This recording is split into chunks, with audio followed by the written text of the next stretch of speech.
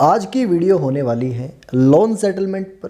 किस प्रकार से लोन सेटलमेंट होता है, लोन सेटलमेंट किसे कहा जाता है, क्या लोन सेटलमेंट सही है या लोन सेटलमेंट सही नहीं है, क्या प्रोसेस होता है लोन सेटलमेंट करने का, लोन सेटलमेंट से हमारे सिविल स्कोर पर क्या इफेक्ट पड़ता है, कितना लंबा ये इफेक्ट चलता हुआ नज़र आ सकता है और क्या वो तरीके हैं जिससे हम लोन सेटलमेंट से बचते हुए नज़र आ सकते हैं। तो आज की वीडियो में इन सारे के सारे टॉपिक्स पर आपको अवेयर किया जाएगा, तो यहाँ पर वीडियो को अंत तक देखिएगा जिससे आप भी लोन सेटलमेंट के बारे में पूरी जानकारी लेते हुए नजर आ सके। चलिए, सबसे पहला सवाल आता है, लोन सेटलमेंट क्या होता है या लोन सेटलमेंट किसे कहा जाता है। जब भी आप क्रेडिट कार्ड से या किसी भी प्रकार की लेंडिंग एंटिटी से, ये बैंक हो सकती है, ये एनबीएफसी हो सकती है, उनसे लोन लेते हैं और आप लोन को रिपे नहीं कर पाते हैं या लोन को लौटाने में सक्षम नहीं होते हैं, तो बैंक यहाँ पर आपको एक ऑप्शन प्रोवाइड करता है कि आप जो भी आपका अमाउंट है, जो भी आपका लोन अमाउंट है, आप उसको सेटल कर सकते हैं।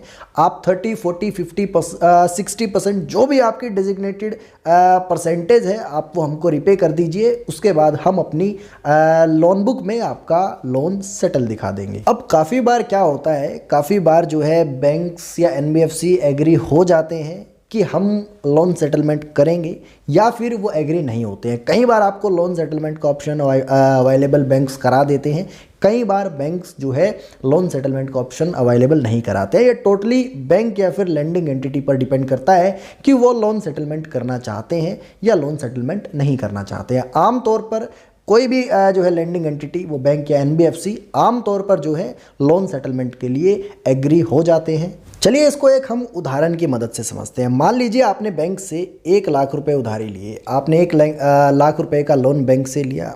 अब आप ये 1 लाख रुपए लौटाने में असक्षम हैं। इस पर जो है बैंक आपको लोन सेटलमेंट का ऑप्शन देगी और आपको ये कहेगी कि आप जो है 40%, 40,000 रुपये, 50,000 रुपये, 60,000 रुपये आप बैंक को दे दीजिए, जिससे बैंक के अधिकारी आपको कॉल करना बंद कर देंगे, आपके घर पर विजिट करना बंद कर देंगे या किसी भी तरीके की वो जो एक्टिविटी है उसको बंद कर देंगे, और जिससे वो अपनी लोन बुक में ये शो कर पाएंगे कि आपका लोन सेटल हो चुका है। इसीलिए जो है इसको हम लोन सेटलमेंट भी कहते हैं। चलिए, अब ये एक सवाल आता है कि यहाँ पर क्या भविष्य में लोन सेटलमेंट के बाद हम लोन ले पाएंगे, यानी कि लोन सेटलमेंट हमारे सिविल स्कोर पर किस तरीके से इफेक्ट डालती है। तो जैसा कि मैंने आपको बताया, लोन सेटलमेंट होना और लोन क्लोज्ड होना दोनों ही बेहद अलग अलग बातें हैं।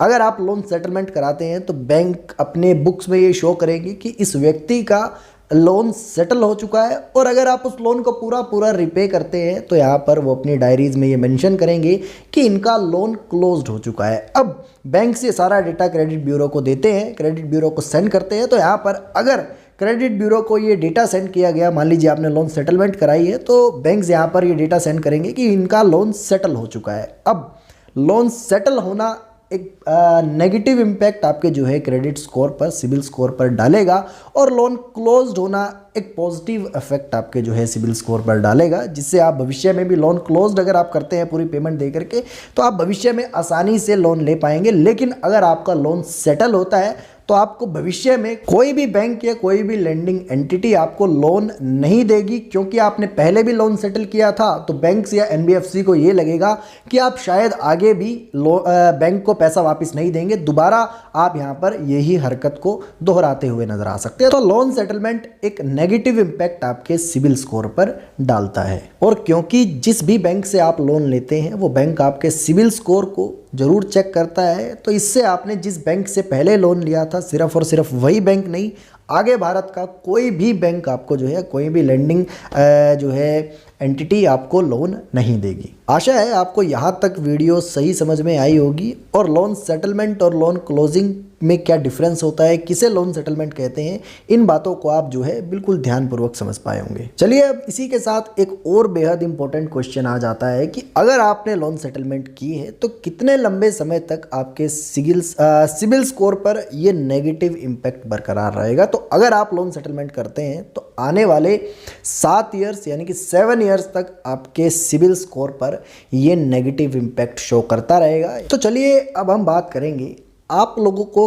किन बातों का ध्यान रखना चाहिए जिससे आप लोन सेटलमेंट से बचते हुए नज़र आ सकते हैं। मैं कुछ पॉइंट्स के आधार पर अपनी बातों को रखने की कोशिश करूंगा और कुछ पॉइंट्स आपको ऐसे बताऊंगा जिससे भविष्य में आप लोन सेटलमेंट की गलती ना करें, भविष्य में आप लोन सेटलमेंट से बचते हुए नज़र आ सकें। ये सबसे पहला पॉइंट जो आपको ध्यान में रखना है, जब भी आप लोन लेने का मन बनाएं, जब भी आपने लेना हो, सबसे पहले किसी भी फाइनेंशियल इंस्टीट्यूट से या फिर फाइनेंशियल एडवाइज़र से सलाह मशवरा ज़रूर कर लें कि मुझे कौन सा लोन लेना चाहिए, कौन सा लोन मेरी रिक्वायरमेंट को सूटेबल रहेगा, या जो भी डिज़ायर्ड क्वेश्चन है आप किसी भी फाइनेंशियल एडवाइज़र से या फाइनेंशियल इंस्टीट्यूट से सलाह मशवरा लेकर के कर सकते हैं, जिससे भविष्य में आप जो है लोन सेटलमेंट से बच पाएंगे।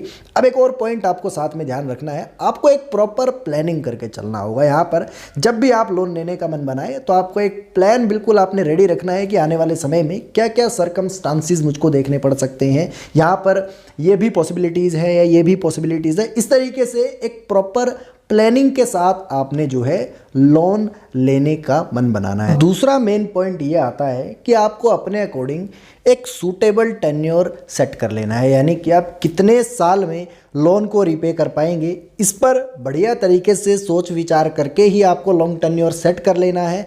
आप अपने टेन्योर को लंबा भी बढ़ा सकते हैं, जिससे आपकी जो ईएमआई है वो कम हो जाएगी, लेकिन यहाँ पर जितना लंबा लोन होता है उस पर इंटरेस्ट भी उतना ही जो है ज़्यादा लगता है। तो यहाँ पर आपको जो अपना टेन्योर है उसको काफ़ी ज़्यादा सोच समझकर सेट कर लेना है, जिससे आपको लोन सेटलमेंट की परेशानी भविष्य में ना आए। चलिए अब बात करेंगे तीसरे ऑप्शन की। तो तीसरा ऑप्शन आ जाता है डेट कंसोलिडेशन, जिसे आप कंसीडर कर सकते हैं लोन सेटलमेंट से पहले आप अपने बैंक को जो आपका जो आपका लोन है उसको एक नए लोन में बदलने के लिए रिक्वेस्ट कर सकते हैं। काफ़ी बार जो बैंक्स हैं वो डेट कंसोलिडेशन के लिए मान जाते हैं, काफ़ी बार जो है बैंक डेट कंसोलिडेशन के लिए एग्री नहीं होता है, लेकिन जनरली जो है बैंक्स जो है डेट कंसोलिडेशन के लिए मान जाते हैं। तो जिससे आपका जो एग्जिस्टिंग लोन है वो नए लोन में जो है ट्रांसफ़र हो जाएगा और उस पर इंटरेस्ट रेट भी कम चार्ज होगा, जिससे तो यहाँ पर डेट कंसोलिडेशन भी एक बहुत अच्छा ऑप्शन है अगर आप लोन सेटलमेंट से बचना चाहते हैं। चलिए चौथा ऑप्शन जिसको आप कंसीडर कर सकते हैं, आप एक सिक्योर्ड लोन ले सकते हैं। वो लोन आप होम लोन ले सकते हैं, अपने स्टॉक्स के अगेंस्ट लोन ले सकते हैं, अपने गोल्ड ऑर्नामेंट्स के अगेंस्ट लोन ले सकते हैं, जिससे आप अपने जो है इंटरेस्ट रेट को भी कम कर पाएंगे। बेसिकली जो सिक्योर्ड लोन होते हैं उन पर आपको काफ़ी कम इंटरेस्ट चार्ज किया जाता है। तो ये एक पॉइंट है जिससे आप जो है लोन सेटलमेंट के चांसेस को कम कर सकते हैं या फिर लोन सेटलमेंट से बचते हुए नज़र आ सकते हैं। फिफ्थ पॉइंट जिसको आपको कंसीडर करना चाहिए, आप एक इमरजेंसी फंड को रेडी रख सकते हैं। आप हमेशा जो है आपको हमेशा एक इमरजेंसी फंड तैयार रख के रखना चाहिए, जिससे भविष्य में जब भी आपको ऐसी स्थिति उत्पन्न हो कि आप लोन रिपे नहीं कर पा रहे हैं या फिर आपका कामकाज अच्छा नहीं चल रहा है, तो जिस इमरजेंसी फंड से आप अपना लोन रिपे कर पाएँ या फिर जो है कम से कम जो है ईएमआई टाइम पे भर पाए, तो एक ये बहुत शानदार ऑप्शन है। आपको एक इमरजेंसी फंड रेडी रखना चाहिए, जिससे भविष्य में आप लोन सेटलमेंट से बच पाएंगे और अपने सिबिल स्कोर को भी जो है बेहतरीन मेंटेन कर पाएंगे। अब 6 पॉइंट की ज़रूरत जब पड़ेगी, यहाँ पर जब आप चारों पांचों पॉइंट्स जो मैंने आपको पहले बताए हैं उनकी रिक्वायरमेंट्स को फुलफिल नहीं कर पा रहे हैं, आपको बैंक के साथ सेटलमेंट करना ही है, तो आपको यहाँ पर वन टाइम सेटलमेंट का ऑप्शन हमेशा चूज़ करना है, जिसका फ़ायदा ये होगा कि आपका जो सेटलमेंट है वो एक ही बारी में ख़त्म हो जाएगा। लेकिन ये जो है हमेशा एक बात याद रखिएगा, सेटलमेंट हमेशा आपके सिबिल स्कोर पर नेगेटिव इफेक्ट डालेगी। ये आपके सिबिल स्कोर को काफ़ी ख़राब कर देगी, जिससे आने वाले 7 वर्षों तक आप जो है बैंक से कोई भी किसी प्रकार का लोन जो है नहीं ले पाएंगे। तो कोशिश कीजिएगा कि जो पाँचों पॉइंट्स मैंने बताए हैं उनको जो है गौर रखिएगा, जिससे हमेशा आप जो है बैंक सेटलमेंट से अपने आप को बचा पाएंगे।